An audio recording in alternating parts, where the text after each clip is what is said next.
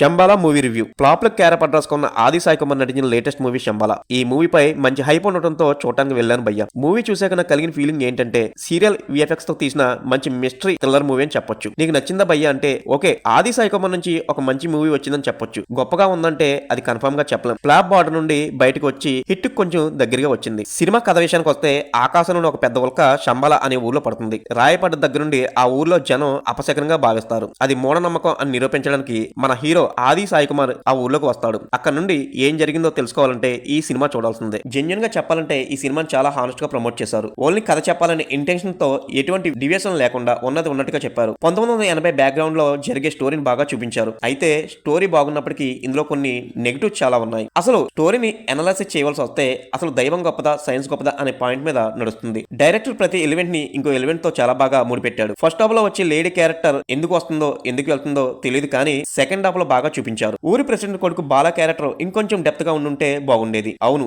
Save చేసే fights, climax fights బాగుంది. Interval twist బాగుంది, కానీ క్లైమాక్స్ కొంచెం వీక్ అనిపిస్తుంది. ట్విస్ట్లు బాగున్నాయి, కొన్ని చోట్ల బాగా పేలాయి. హర్రర్ ఎలిమెంట్స్ కూడా నేచురల్ గా వర్కౌట్ అయ్యాయి, కానీ సెకండ్ హాఫ్ లో కొన్ని చోట్ల తేలిపోయాయి. అయితే ఎమోషన్ బలవంతంగా ఇరికించినట్లు అనిపించింది. హీరో ఆది సాయి కుమార్ చాలా నేచురల్ గా పెర్ఫామ్ చేశాడు. పెద్ద ఇంట్రడక్షన్ ఫైట్లు, భారీ ఎలివేషన్లు ఏమీ లేకుండా విక్రమ్ క్యారెక్టర్ లో జీవించాడు. హీరోయిన్స్ కూడా చాలా బాగా ట్రెడిషనల్ గా ఈ కథకు హెల్ప్ అయ్యే విధంగా యాక్ట్ చేశారు. మిగతా క్యారెక్టర్స్ అన్ని కూడా స్టోరీకి తగ్గట్టుగా యాక్ట్ చేశారు. Sai Kumar voice over plus point అని చెప్పుకోవచ్చు. టెక్నికల్ గా చూసుకుంటే ఈ సినిమాకి అతి పెద్ద మైనస్ విఎఫ్ఎక్స్. సీరియల్ కంటే దారుణమైన విఎఫ్ఎక్స్ ఈ సినిమాలో కనిపిస్తుంది. బడ్జెట్ ప్రాబ్లం అని క్లియర్ గా స్క్రీన్ మీద కనబడుతుంది. ఇంకా బ్యాక్గ్రౌండ్ మ్యూజిక్ అయితే చాలా బాగుంది. సినిమాలో ఉన్న ఇంటెన్షన్ ని బ్యాక్గ్రౌండ్ మ్యూజిక్ బాగా ఎలివేట్ చేసింది. కెమెరా వర్క్ కూడా బానే ఉంది, కానీ కొన్ని ఫ్రేమ్స్ లో డల్ గా అనిపించాయి. ఇక రైటర్ కమ్ డైరెక్టర్ యోగేంద్ర ముని మంచి పాయింట్ ఎన్నుకున్నా కూడా దాన్ని సూపర్ హిట్ గా ప్రమోట్ చేయడంలో తడబడ్డాడు. బట్ ఆది సాయి కుమార్ కి మంచి కంబ్యాక్ మూవీ అని చెప్పుకోవచ్చు. ఫైనల్ గా చెప్పాలంటే ఒక రిప్రజెంట్ బడ్జెట్ తో మంచి మిస్టీరియా మూవీ చూడాలనుకునే వాళ్ళకి ఈ మూవీ బాగా నచ్చుతుంది. అయితే